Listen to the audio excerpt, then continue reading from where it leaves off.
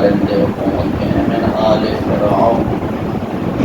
ان کا کام کیا تھا؟ یسومونکم سوء العذاب، جو مسلسل آپ کو بڑے سخت قسم کے عذاب دیتے تھے.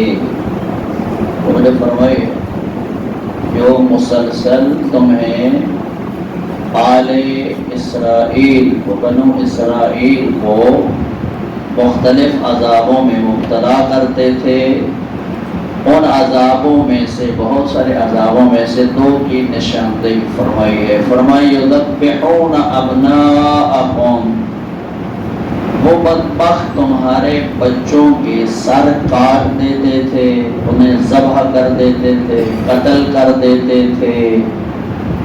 وَيَسْتَحْيُونَ نِسَاءَكُمْ، اور تمہاری خواتین اور عورتوں کو اپنے لیے بطور کنیز یا لونڈی کے طور پہ رکھ لیتے تھے. یہ تمہارے ساتھ کون کرتے تھے؟ آل فرعون. اور ان آل فرعون کے ان مختلف عذابوں سے اللہ نے تمہیں نجات عطا فرمائی. کہ مختلف تمہیں اذیتیں دیتے تھے، تکلیفیں دیتے تھے، عذاب دیتے تھے. ان عذابوں میں سے سخت ترین تمہارے لیے عذاب یہ ہوا کرتا تھا کہ وہ تمہارے بچوں کو قتل کر دیتے تھے، ذبح کر دیتے تھے، اور تمہاری خواتین اور عورتوں کو بطور کنیز یا لونڈی اپنے پاس رکھ لیتے تھے. وفی ذالکم، ان مصیبتوں جو تمہیں آل فرعون یا فرعون دیتا تھا، بلاء من ربکم عظیم، تمہارے رب کی طرف سے ایک بہت بڑی تم پہ یہ آزمائش تھی، تمہارا امتحان تھا کہ کیا تم ان آزمائشوں اور مصیبتوں اور دکھوں کو برداشت کر کے اللہ پہ ایمان باقی رکھتے ہو یا نہیں رکھتے. وفی ذالکم، ان مصیبتوں اور دکھوں میں، بلاء، تمہارے لیے بہت بڑی آزمائش اور مصیبت ہے. میں ربکم عظیم، یہ سب تمہارے رب کی طرف سے تمہارے لیے ایک آزمائش تھی.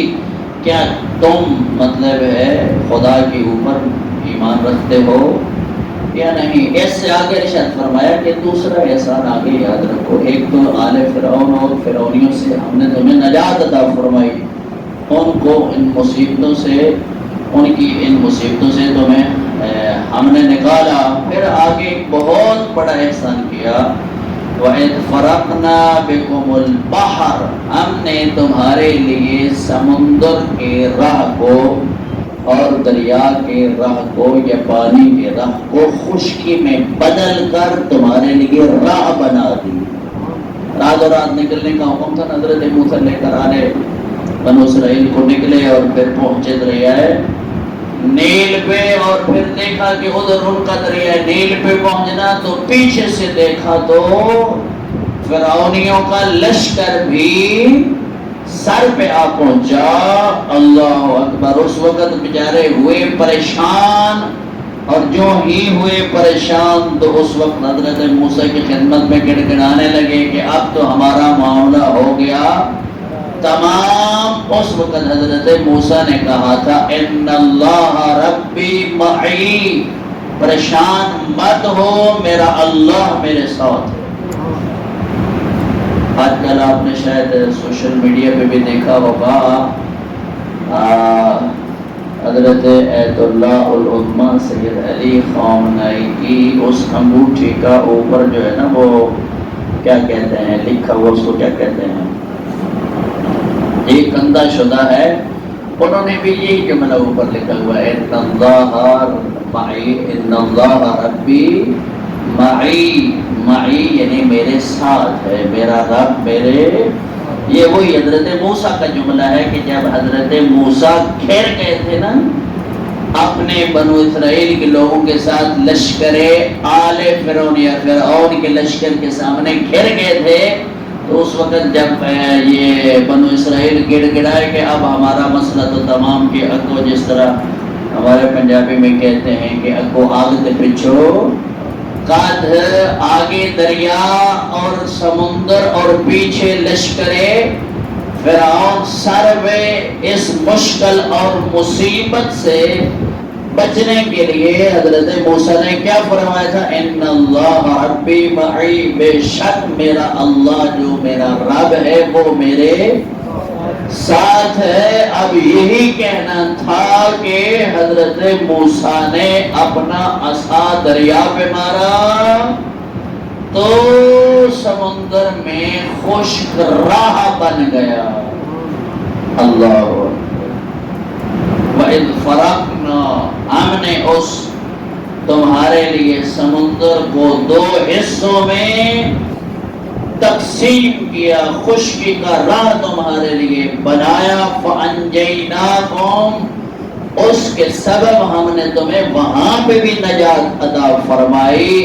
وَأَغْرَقْنَا آلَ فِرْعَوْنَ، اور اسی رستے کو دیکھتے ہوئے فرعون بھی لشکر کو لے کر ان کے پیچھے پڑا.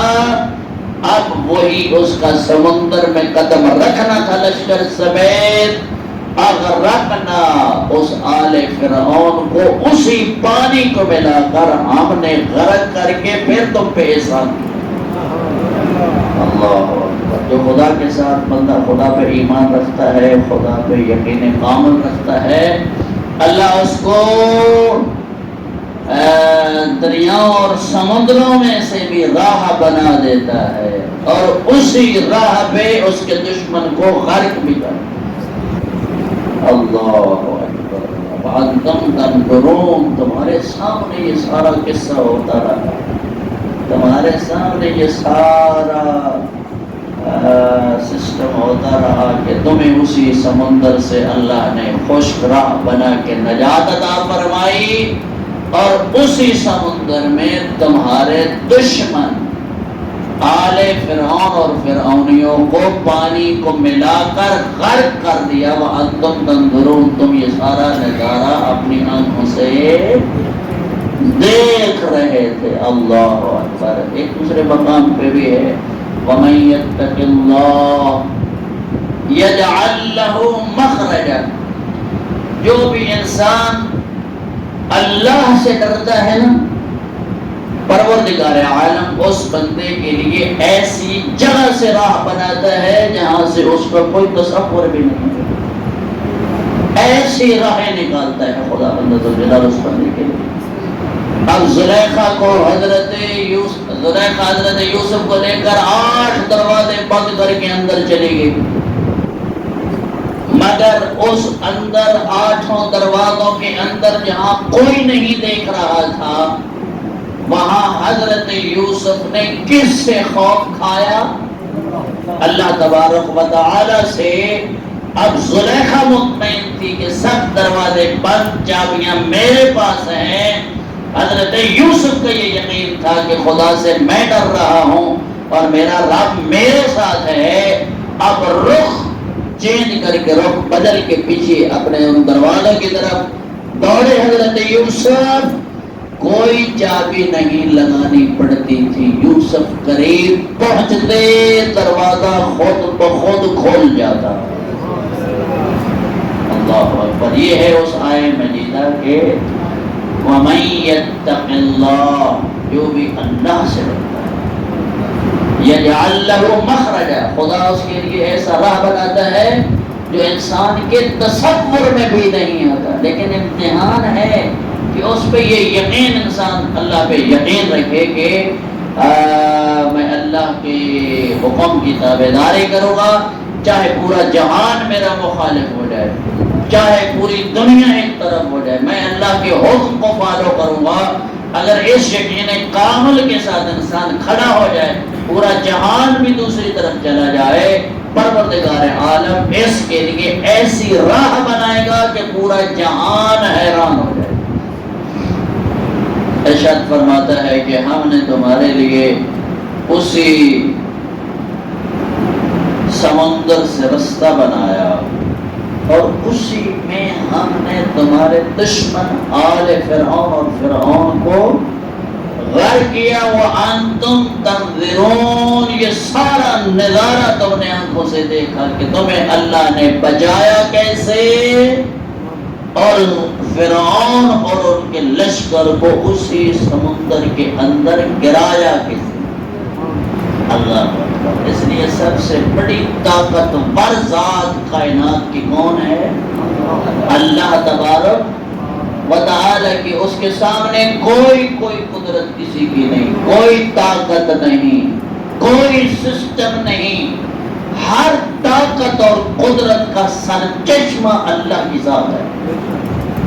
یہ انسان اور مومن کے ایمان کی اساس ہے، یہ مومن کے ایمان کی بنیاد ہے کہ سب طاقتوں کا سرچشمہ اللہ تعالیٰ کی ذات ہے، سب قدرتوں کا سرچشمہ، سب طاقتیں اور قدرتیں اس کی محتاج ہیں، مگر اس کی قدرت و طاقت کسی کی محتاج، مگر اس پہ یقین اور اس پہ ایمان رکھنا پڑا، اس پر ریاضت کرنی پڑتی ہے کہ بندہ دیکھے نا مصیبتوں میں گر جائے تو بیٹے مر جائیں، اموال تباہ ہو جائیں، کھانے پینے کی کوئی چیز نہ ہو، پھر وہ دکھ اور مصیبتیں گھیر جائیں، اس وقت بھی انسان یہی کہے وَفَوِّضُ أَمْرِي إِلَى اللَّهِ إِنَّ اللَّهَ بَصِيرٌ بِالْعِبَادِ۔ تمام مصیبتوں میں اسی کے تمام معاملات، اپنے معاملات اسی کے سپورٹ کرتا ہوں۔ کیوں؟ اس یقین کامل کے ساتھ ان اللہ بصیر بالعباد، کہ اللہ ہر بندے کو بخوبی دیکھ رہا ہے کہ اس کے ساتھ کیا ہو رہا ہے، کون کیا کر رہا ہے، کس مشکل سے دوچار ہے، کس مصیبت سے وہ گزر رہا ہے، کس دکھ سے وہ گزر رہا ہے۔ یہ ساری چیزیں انسان مومن ہی کر سکتا ہے، جس کو خدا نور ایمان عطا فرمائے۔ اللہ تبارک و تعالی ہم سب کو قرآن مجید کے عاملین میں قیامت